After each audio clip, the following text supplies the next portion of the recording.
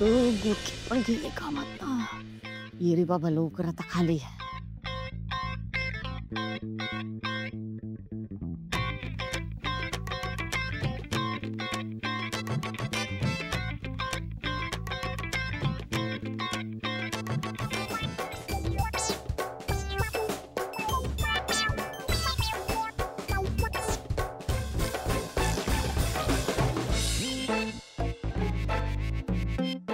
काय काय मीरा, हसायला काय झालंय? मी काय जोकर आहे? नाही नाही आत्या, ते कोंबडीला अंड द्यायला जागा मिळाली नाही ना की ती अशीच फेऱ्या मारत असते. मी कशी देईन ना.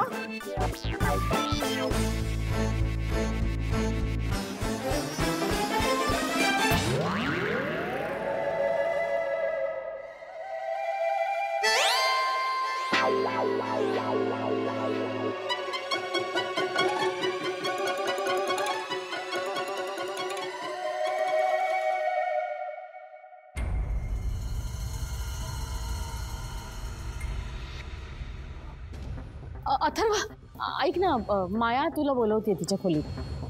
तिला सांगा नंतर येतो. नाही नाही, काहीतरी अर्जंट काम आहे म्हणत होती म्हणून बोलवलं.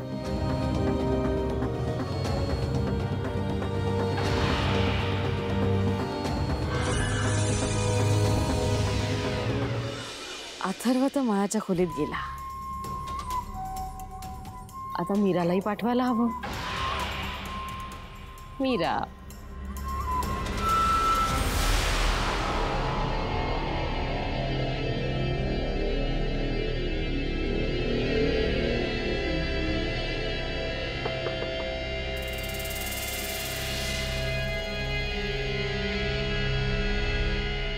अथर्व ये ना.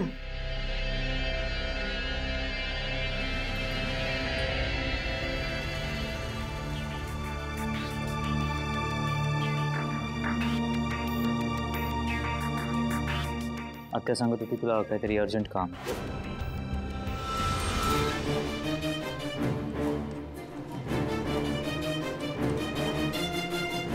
काय काय मीरा, माझ्यावर हसत होतीस?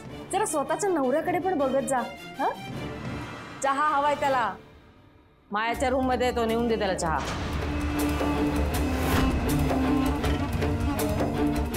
वेदाचे बाबा मायाच्या रूम मध्ये काय करतात? त्यांना काय माहिती, तुझा नवरा ना तो, तू बघ काय करतायत ते. जा जा, त्याला चहा दे आणि त्याच्यानंतर मला पण दे.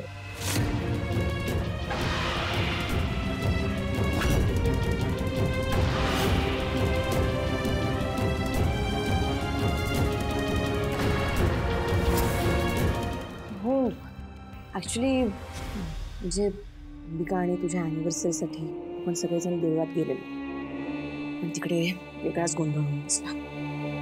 आणि त्या सगळ्यामध्ये एक काम राहिलं. ते म्हणजे अंबिका असताना दरवर्षी तुझ्या आणि तिच्या ॲनिव्हर्सरीच्या दिवशी एका चिल्ड्रन्स हॉस्पिटलला फायनान्शियल हेल्प करायची. त्यासाठीच एन्क्वायरी करायला चालली.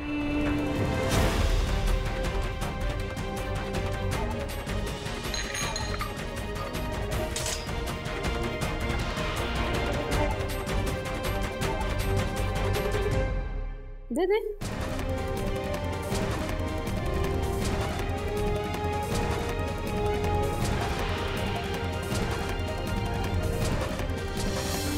म्हणून मी म्हणत होते की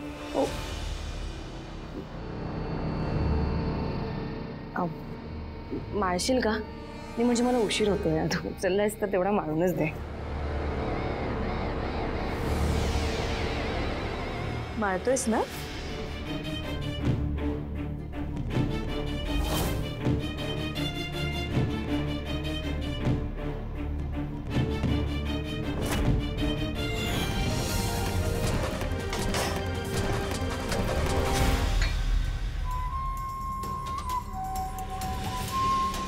अगं जातेस ना, गाठ नाही चहा.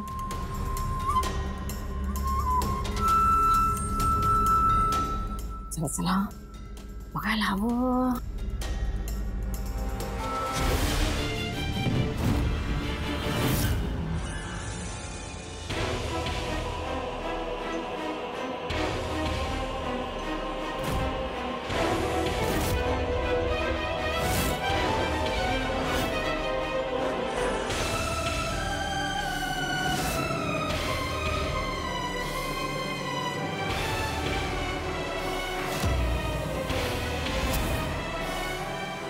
मीरा,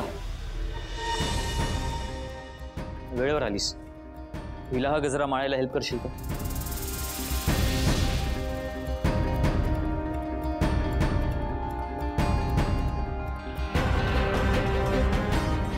हो.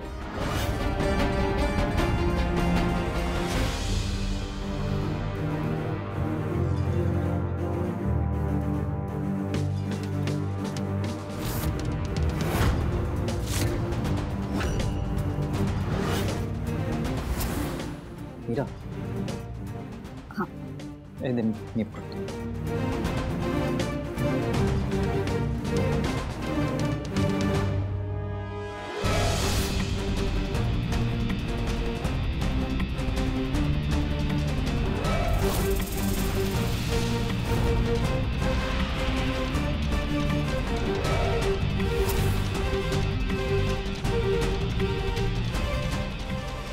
माया, अबाउट दॅट फायनान्शियल हेल्प, यापुढे दरवर्षी आपण वेदाच्या नावाने डोनेशन्स करत जाऊ. शुअर.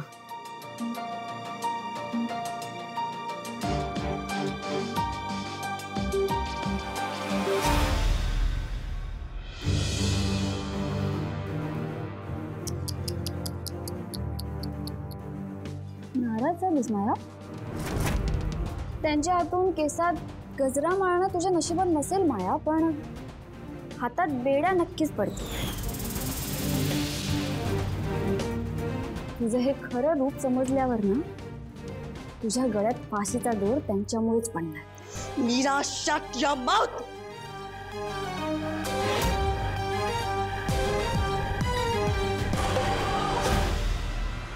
माया, मला इथे बोलवण्यासाठी चहा मागवला होतास ना?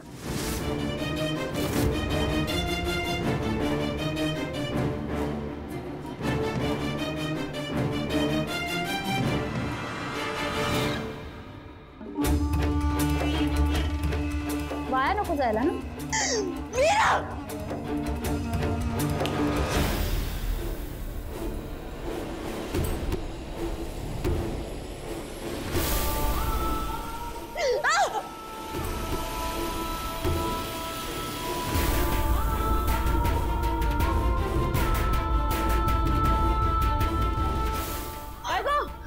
काय झालं?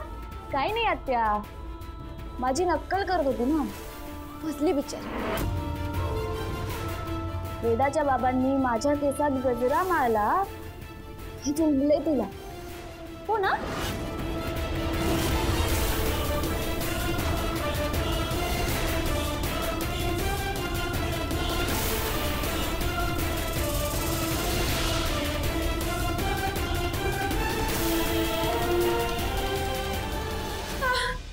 काय काय झालंय काय? अहो, मी गजरा काढायला गेले तर माझ्या बोटाला काटे टोचलेत. काटे टोचले? कसे बघू? हे काय काय काय कुठे आहेत काटे? हा अगं तू काय गुलाबाचा गजरा आहे का? मोगऱ्याचा गजरा आहे? काटे कसे असतील? अहो, मला नाही माहित हो. मी तो गजरा काढायला गेले आणि माझ्या बोटाला काटे टोचलेत. हा बरोबर आहे. अथर्वच्या ऐवजी मीराने तुझ्या केसात गजरा माळला हे टोचले. आत्या, आत्या काय आत्या?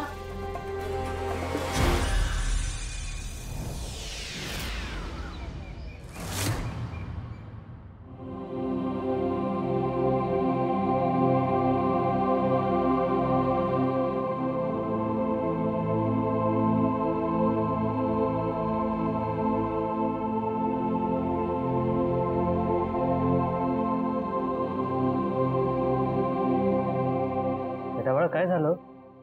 काही हवंय का वेदा?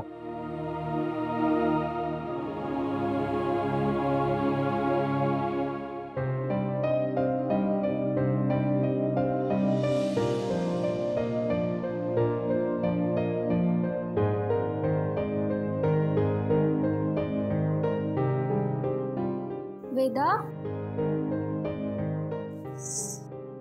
आई, तो हाताला काय लावलंय? अगं वेदा, आपलं मिक्सर खराब झालंय आणि भाजीसाठी लागणारं वाटण मी हातानेच केलं. इतकी आगाग व्हायला लागली माहितीये, म्हणून मग मी चंदनाचा लेप लावलाय. मग मग माझे केस कोण विचारून देणार? जाऊ दे, आज मी शाळेत जात नाही. नाही वेदा, असं नाही करायचं. वेदा, आज तू बाबांकडून केस विंचरून घे ना. नाही.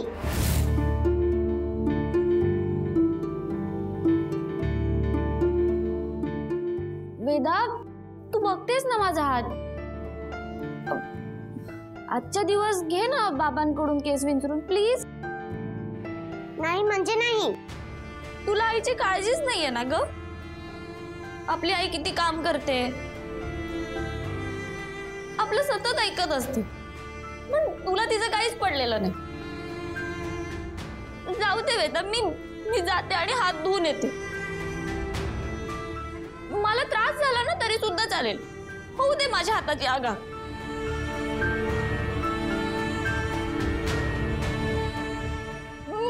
मी जातेच. आई,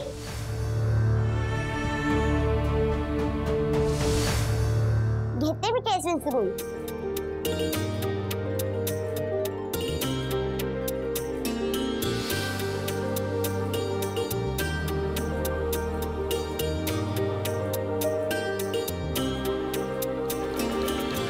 हो, बघत काय बसलाय? जा ना वेदाचे केस विंचरा.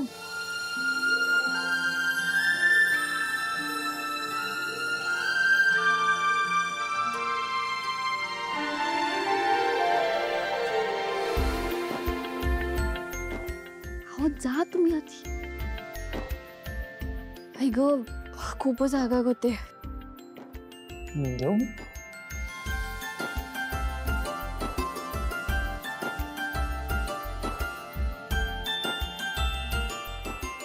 एक मिनिट, थांब.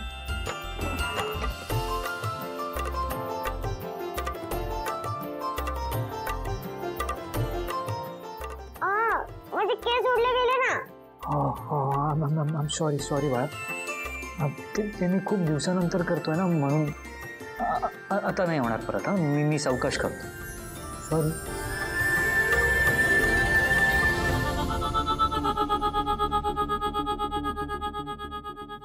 मीरा, घरातला एक एक जण माझ्यापासून तोडत चाललीये. वेदा, दादासाहेब, अनन्या आणि आता अथर्व, सगळ्यांना भुलवलंय. त्याचा बंदोबस्त करावाच लागेल, पण कसा? सगळं निमूटपणे होईल असं काहीतरी करायला हवं. मीरा, तू काय सांगतेस काय? हो ग अंबिका ताई, आज वेदा तिच्या बाबांच्या हातून केस विंचरून घेते. काय सांगतेस? अगं पण वेदा यासाठी तयार कशी झाली? ते काय ना ताई, मी हाताला चंदनाचा लेप लावून गेले होते. मी तिला म्हटलं की मला नाही जमणार बाबा, तू तुझ्या बाबांकडून करून घे. थोडी भावूक झाली, पण नंतर तयार सुद्धा झाली. मीरा, कमाल आहेस तू. ताई तू बघच, वेदा आणि तिच्या बाबांना मी कसं एकत्र आणते. बरं वहिनी,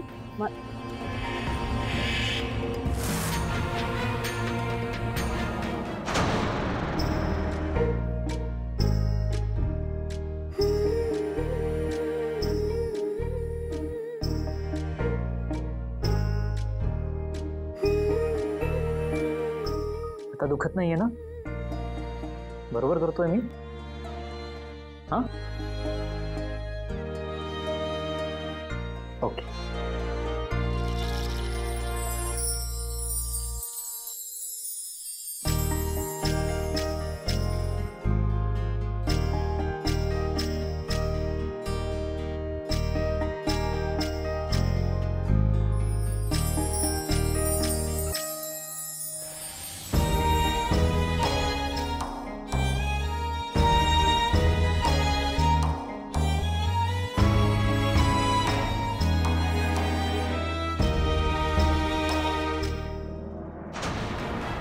घ्या बघा, एकटीच गप्पा मारत बसली.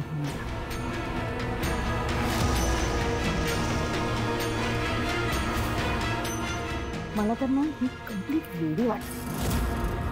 ती जेव्हा आली होती ना तेव्हा सुद्धा असंच काहीतरी करते. पण कोणाचा विश्वासच बसेना माझ्यावर. वहिनी, आता तुम्हीच बघा कशी एकटी बोलतीये ते. मूर्ख कुठली.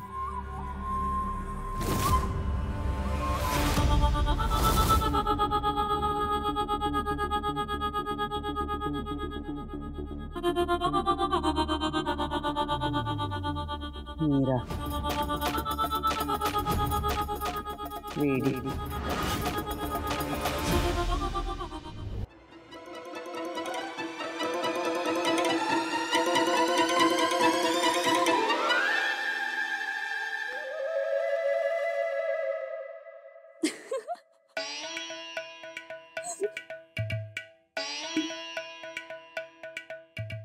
अहो मीराचे बाबा, तुम्ही काय केलंय हे? हसतेस ना? असं जाऊ मी स्कूल मध्ये. अगं वेदा,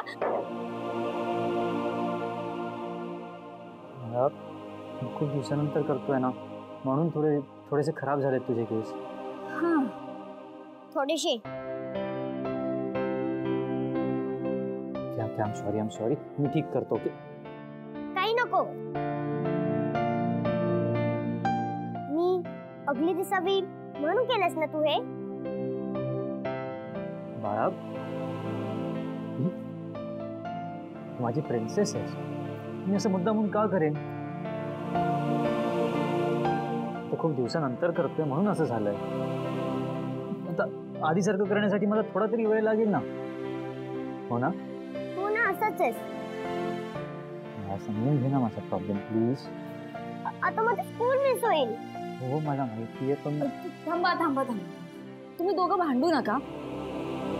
वेदा, मी विचारते तुझे. ये. तुझा हात जात होता ना? खोटं बोललीस ना तुझी? नाही वेदा, हात जळजळतच होता म्हणून तर मी तो लेप लावला होता की नाही. आता थोडं बरं वाटतंय म्हणून मग ते धुवून आले मी. तुला शाळेत जायला उशीर होतोय की नाही? हो. मग चल चल लवकर आपण रेडी होऊया. ये बस इथे.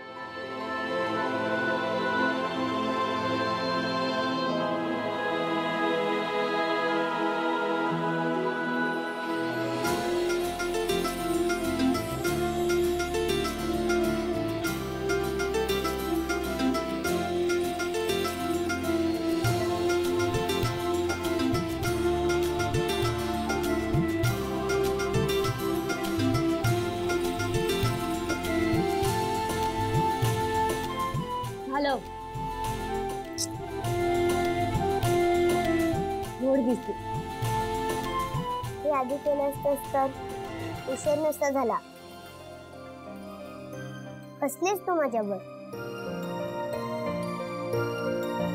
अगं वेदा, मी तर गंमत करत होते ना. तू कसं तुझ्या शाळेमध्ये गंमत करतेस की नाही, अगदी तसंच.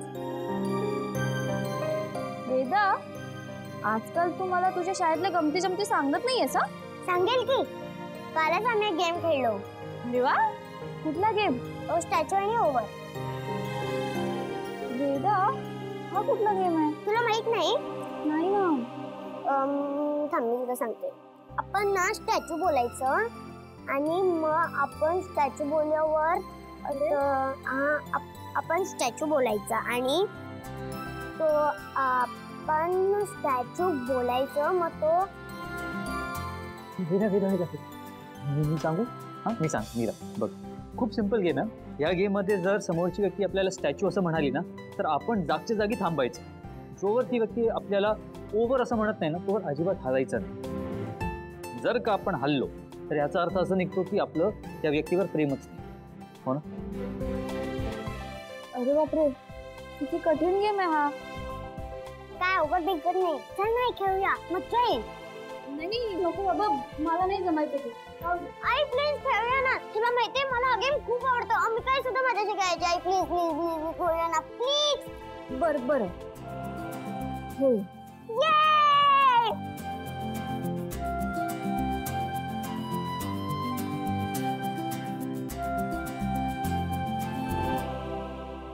आपण तिघं खेळूयात. हा नाही, आपण दोघीच.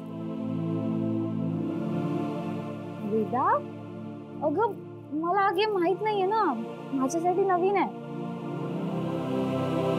मी चुकलं तर मग काय मज्जा येणार यात आपल्याला. आपण एक काम करूयात, आपण बाबांना सुद्धा घेऊयात आणि आपण तिघे खेळूयात. चालेल? बरं, ठीक आहे. आधी तुझी कळंगळी पुढे कर. अशी अशी. आता आपल्या दोघींमध्ये स्टॅच्यू आणि ओव्हरचा गेम सुरू. अच्छा, बरं बरं. आता तुम्ही दोघं. आता आपल्या स्टॅच्यू आणि ओव्हरचा गेम सुरू कर. तुला माहिती आहे गेमचं रूल आहे. कर ना.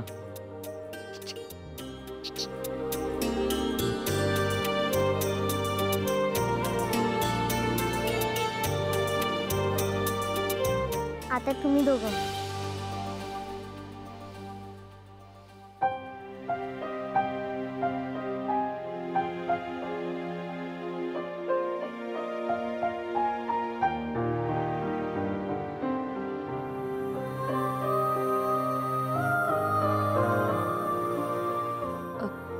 आता आपल्यामध्ये स्टॅच्यू आणि ओव्हरचा गेम सुरू. चल चल वेदा, किती उशीर होतोय की नाही?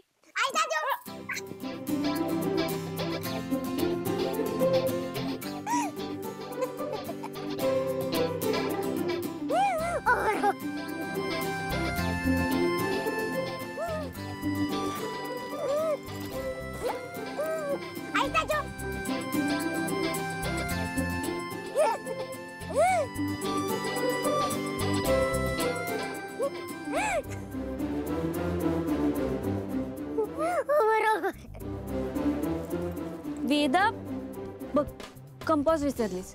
थांब.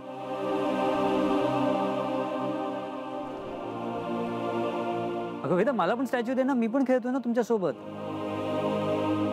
आई, पटकन ये ना. हो, आले आले.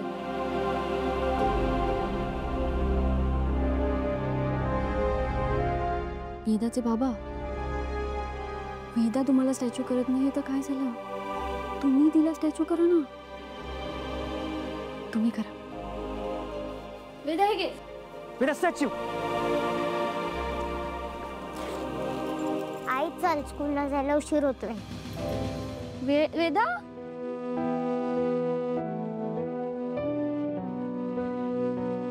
It's okay. जा तिला सोडून ये.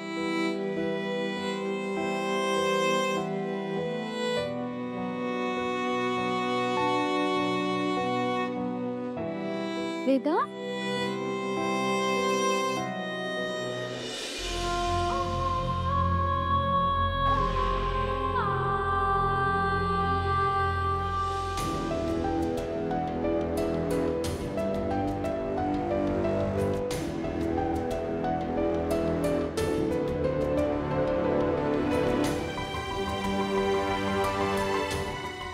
मंजिरी, अंबिकाच्या फोटोकडे एकटक बघत बसलेस.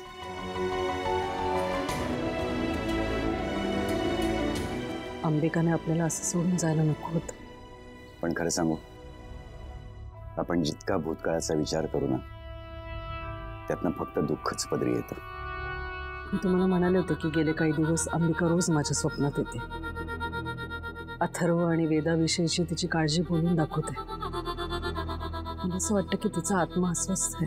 खरं सांगू, तू अस्वस्थ आहेस, त्यामुळे तुला कदाचित असे विचार येत असतील. पण तू नको इतका विचार करूस अंबिकाचा. विचार नाही केले तरी स्वप्न पडतातच. अंबिका आपल्याला अर्ध्या आयुष्यातून सोडून गेली. तिच्या अथर्वविषयी, वेदाविषयीच्या इच्छा, आकांक्षा अपूर्ण राहिल्या. पण त्यासाठीच तर आपण अंबिकाचं श्राद्ध घातलं ना. मला असं वाटतं की अंबिकाच्या आत्म्याला मला काहीतरी सांगायचं नाही. तुम्हाला ही माझी अंधश्रद्धा किंवा भोळेपणा वाटेल, पण अंबिका पण एक आई होती आणि आईलाच आईचं काळीच कळू शकतं. काय सांगू बघते अंबिका? मला म्हणत होती की एका वेड्या मुलीसोबत तुम्ही अथर्वचं लग्न कसं काय लावून दिलं होतं? म्हणजे मी तुम्हाला ही गोष्ट सांगितली नव्हती, पण गेले काही दिवस मीरा काहीतरी वेड्यासारखी वागते. मला असं वाटतं की तिच्या डोक्यावर काहीतरी परिणाम झालाय. मीरा, अगं इतकी नाराज होऊ नकोस. हे बघ, तुझे प्रयत्न योग्य दिशेने चालू आहेत. ताई, पण त्या प्रयत्नांना यश मिळत नाहीये ना. मिळेल, नक्की यश मिळेल. आणि तूच म्हणाली होतीस की नाही, वेदाचे बाबा आणि वेदा आता जवळ येत आहेत म्हणून, आणि आता तूच अशी आशा सोडणार आहेस? नाही म्हणजे हे बघ, तुला मीराचा राग येतो हे मी समजू शकतो, पण ती वेडी नक्कीच नाही. इतके दिवस ती आपल्या बरोबर राहते ना. आता मला माहिती होतं तुम्ही या गोष्टीवरती विश्वास नाही ठेवणार, म्हणूनच मी तुम्हाला काही सांगत नव्हते.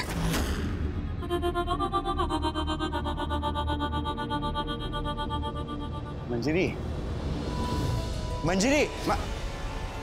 मी आशा सोडत नाहीच आहे ताई, पण मला ना वेदाच्या बाबांबद्दल वाईट वाटतं ग. मंजिरी, आता तूच बघ, वेदाच्या बाबांनी वेदाला स्टॅच्यू म्हटलं, पण वेदा थांबलीच नाही ग.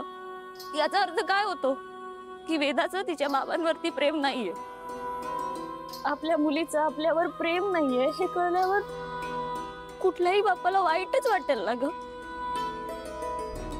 कळतंय मला,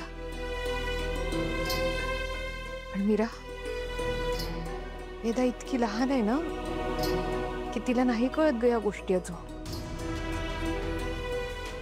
ते तर झालंच ताई, पण मला ना एका गोष्टीचं कौतुक वाटलं. वेदाच्या बाबांना वाईट वाटलं, पण मग त्यांनीच सावरून घेतलं.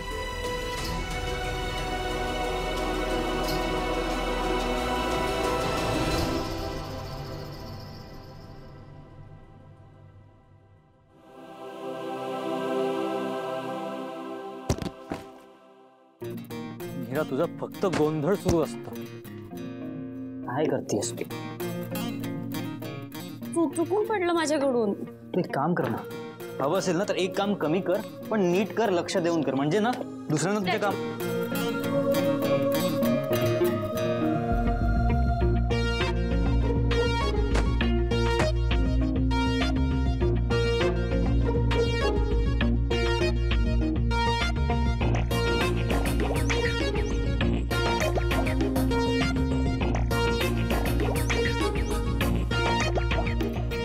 एक मिनिट, मी का स्टॅच्यू झालोय? आपलं कुठे एकमेकांवर प्रेम आहे सिद्ध करायला?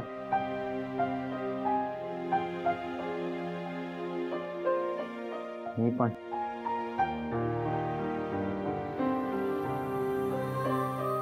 सॉरी, मी विसरलेच होते ते.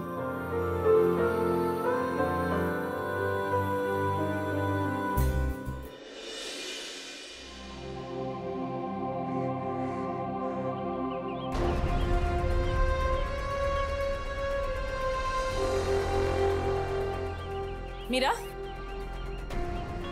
मगाशी किचन मध्ये जाताना कोणाशी बोलत होतीस ग?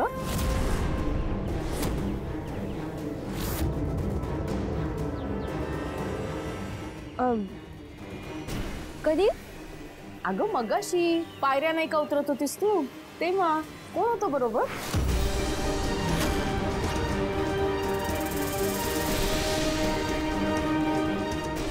नाही, मी नव्हते बोलत कोणाशी. मी जाते जरा, मला काम आहे. हा मीरा,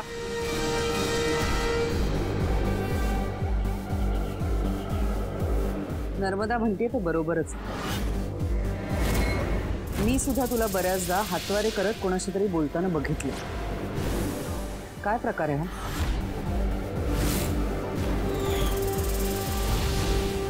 नाही नको, माझ्यामुळे घरात वाद नको. मला खरं काय ते सांगावंच लागेल.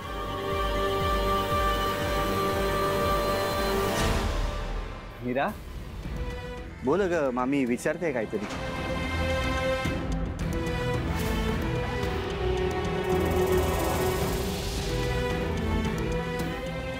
नाही, मी कोणाशीच बोलत नव्हते.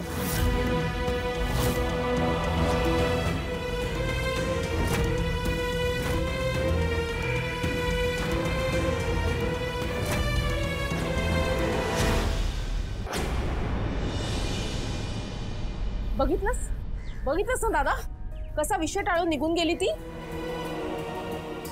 हो ना दादासाहेब, असंच करते. म्हणजे तिच्याकडे उत्तर नसलं ना की निघून जाते. नाही, तिच्याकडे उत्तर नसलं तरी आपल्याकडे उत्तर आहे ना. नर्मदा, तूच सांग दादासाहेबांनी. याआधी तुला सुद्धा असा अनुभव आलाच आहे ना, सगळ्यांना कळू दे. हो सांगेन की, म्हणजे एकदा नाही दादा, बऱ्याच वेळा असं झालंय. मी बऱ्याचदा पाहिले तिला एकटीच कोणाशी तरी बोलताना. म्हणजे आता बघा, ती पहिल्यांदा आली ना आपल्या घरात मोलकरीण म्हणून, तेव्हा आमचे हे सुद्धा होते की माझ्या बरोबर, तेव्हाही असंच झालं. मला शंका आलीच. मी बघत होते तिच्याकडे, ती एकटीच बरळत होती कोणाशी तरी. बरं आजूबाजूला कोणीच दिसत नव्हतं. नर्मदा, तुला काहीतरी भास झाला असं. भास मला नाही झालाय, तिला होतोय भास. उगाच वेड्यासारखी एकटीच बडबडत असते ती. वेड लागलाय तिला. माया, सांग ना तू दादाला, तुला पण माहितीये की. हो हो हो दादासाहेब, म्हणजे स्वतःच काहीतरी बडबडत असते. आता कालचीच गोष्ट घ्या. म्हणजे मी किचन मध्ये गेले आणि मी तिला पाहिलं, परत स्वतःशी काहीतरी बोलत होते आणि जसं मी तिच्याकडे पाहिलं तसं गप्प झाली. हो, ते कशाला? कपडे वाळत घालताना सुद्धा एकटीच बडबडत असते. कोण असतं कोणाच ठाऊक. बरोबर. बाकी काही नाही. म्हणजे त्या दिवशी इकडे अंगणात इकडे पण बडबडत बसलेली. परवा माझ्या समोरनं एकटीच बडबडत गेली. माझ्याकडे लक्षच नव्हतं तिचं, बघितलंच नाही. मला तरी असं काही कधी जाणवलं नाही. दादा, अरे तुझं लक्ष नसतं ना घरात, पण आम्ही सगळे पाहतोय ना. या मुलीचं ना काहीतरी सटकलंय डोक्यातून.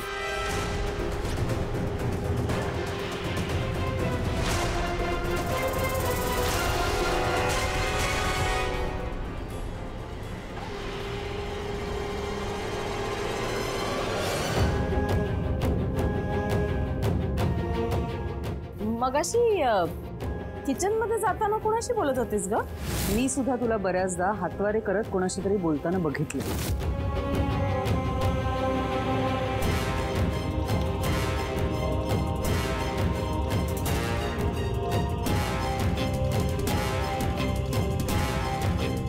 अंबिका ताई. काय झालं मीरा? ताई साहेब आणि नर्मदा आत्याने मला तुझ्याशी बोलताना बघितलं. आता ते मला विचारत होत्या की तू कोणाशी बोलत होती म्हणून. मग तू काय सांगितलंस त्यांना? नाही म्हणाले, पण आई साहेबांशी खोटं बोलायला नको होतं. तिथे दादासाहेब पण होते, त्यांचा माझ्यावर खूप विश्वास आहे. मीरा, पण तू त्यांना खरं सांगू शकत नाहीस. पण ताई, मी त्यांच्याशी खोटंही बोलू शकत नाही. निदान आईसाहेब, दादासाहेब आणि अनन्या ताईला तरी खरं काय ते सांगायला हवं. नाही, हे बघ, याचा काही एक उपयोग होणार नाही. उलट तू काहीही बडबडतीयस किंवा तू खोटं बोलतीय असं सगळ्यांना वाटेल. काय व्हायचं ना ते होऊ देत नाही. मी आता सगळ्यांना हे सांगणार आहे. त्यांच्यापासून हे सगळं लपवणं मला योग्य वाटत नाहीये ताई. मी सांगते त्यांना. मीरा, ऐक माझं. हे बघ, तू जर सगळ्यांना सांगितलंस ना तर गोष्टी बिघडतील ग. दादा, अरे खरंच सांगतो आम्ही, विश्वास ठेव आमच्यावर. हे बघ, ती खरंच एकटी बडबडत असते. वेड लागलाय, वेड तिला. मामा, तिला वेड लागलं नाहीये. ती पहिल्यापासूनच वेडी आहे. That's scary. या म्हणजे नर्मदा आत्या, खरंच सॉरी. तुम्ही आधी 2-3 वेळा मला सांगण्याचा प्रयत्न केला, पण मीच इग्नोर केला. सॉरी. मागचं कशाला अगं, आत्ताच घे ना. आत्ता नाही का आपण तिला विचारलं की कुणाशी बोलत होतीस म्हणून, तर सरळ काढता पाय घेतला तिने. सांगायला नको. दादासाहेब, मला तरी वाटतं की तिच्या डोक्यावर काहीतरी परिणाम झाला. माय गॉड, नाही असं असेल तर आपल्या फॅमिलीसाठी खूप रिस्की आहे हे.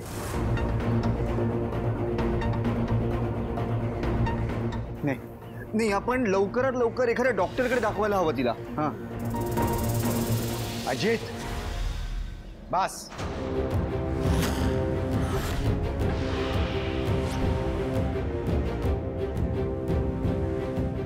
बस, मनाला येईल ते बोलू नका.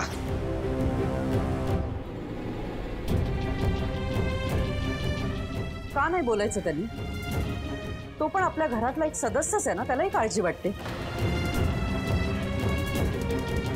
आणि त्या मुलीला खरंच वेड लागलं असेल तर? हो, उद्याला आपल्या डोक्यात दगड घातला तो. मी काय म्हणते दादा, आपण आत्ताच्या आत्ता या गोष्टीचा सोक्ष मोक्ष लावून टाकूया. हो, उद्या काहीतरी भलतं घडायला नको ना.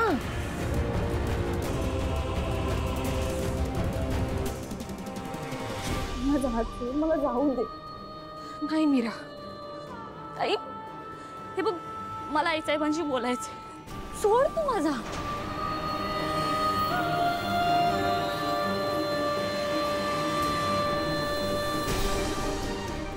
आई, हे बघ, माझा हात सोड. मला सगळ्यांना सांगायचंय. ताई, सोड ना.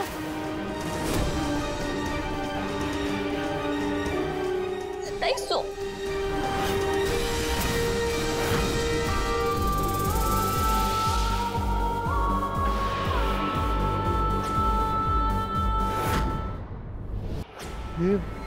बापरे, ही खरंच एकटी बडबड करते. मी आता तर कन्फर्म्ड आहे, she is really out of her mind.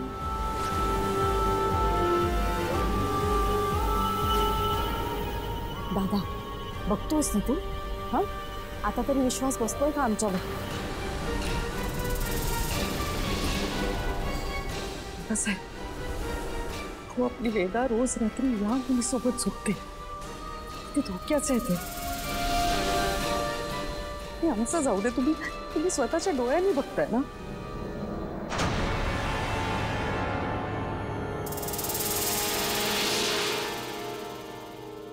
मीरावरचा विश्वास तुम्हाला सत्य बघू देत नाही.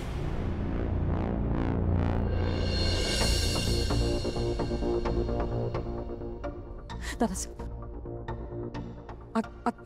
आत्ता नका बोलू काही. तुम्ही बाहेर चला, बाहेर चला. तुम्ही बाहेर चला, बाहेर चला. नको.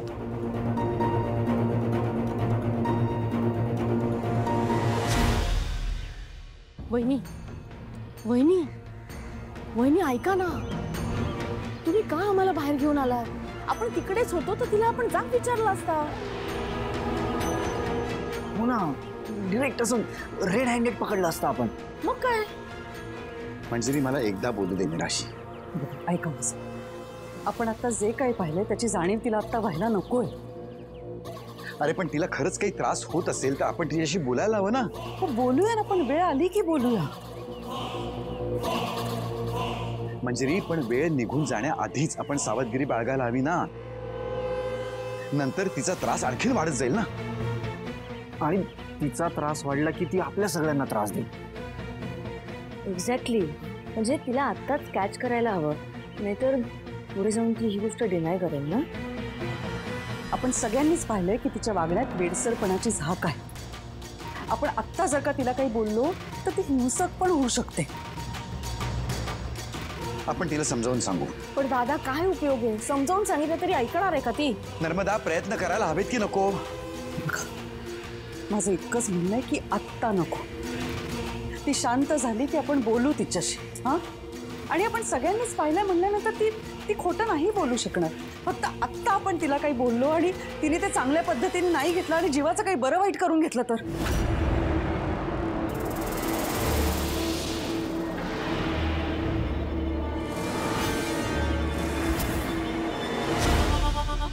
इतके दिवस माझ्या बोलक्या बाहुल्याची चावी हरवली होती, पण आता सापडली. माझा बाहुला माझं ऐकत नव्हता, पण आता बरोबर ताब्यात आला. आता फक्त राहिली ती याची तडतड उडणारी मठ्ठ मुलगी अनन्या. ती एकदा मीरापासून तुटली की मग मीराला कोणीच वाचू शकत नाही. आई तुला माहितीये उद्या आमच्या स्कूलला सुट्टी आहे. अरे वा, मज्जा आहे का मुलीची? पण घरी कुठली आली आहे मज्जा?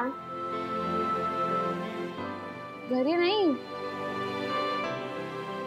वेदा, आपण फिरायला जाऊया? खरं सांगतेस काही? हो. अगं बाबांना सुद्धा उद्या सुट्टी आहे की नाही? आपण मस्त फिरायला जाऊया. हो ना वेदाचे बाबा? झालं तर मग आपण उद्या फिरायला जातोय. आणि हो, तुझ्या आवडीचं आईस्क्रीम पण खाऊया आणि त्यानंतर तुझ्यासाठी नवीन नवीन छान कपडे सुद्धा घेऊयात. हा? ये मज्जा येणार, उद्या मज्जा येणार. वेदा वेदा वेदा थांब. इतकंच नाही तर आपण उद्या पिक्चर बघायला सुद्धा जाऊया. पिक्चर पण? हो हो ना वेदाचे बाबा? हो हो हो, जाऊयात आपण, जाऊयात. आई तू किती छान आहेस. हो हो हो थांब. पण हे सगळं करण्याच्या आधी तुला 1 ते 10 पर्यंत पाढे लिहावे लागणार आहेत. कळलं? हो लिहिलं ना मी. बर, आता मी पटकन आवरून घेते आणि मग आपल्याला जेवायला सुद्धा जायचं की नाही खाली? आई चाचू.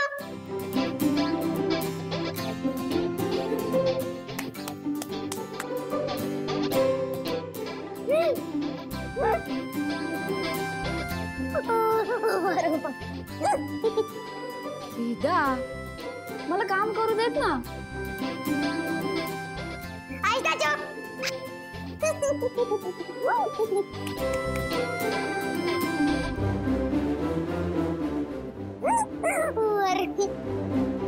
वेदा, असंच तुम्हाला स्टॅच्यू करत राहिली तर मी काम कधी करू? आणि सगळं काम आवरून मला तुझा अभ्यास सुद्धा घ्यायचा. हा, आता थांब तशी. आणि हा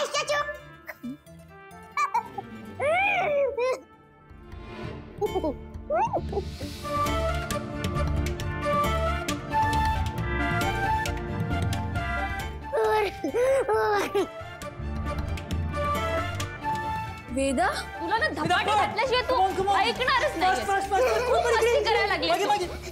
थांब, तुला धपाटे. वेदा, दोघांनाही चाचू.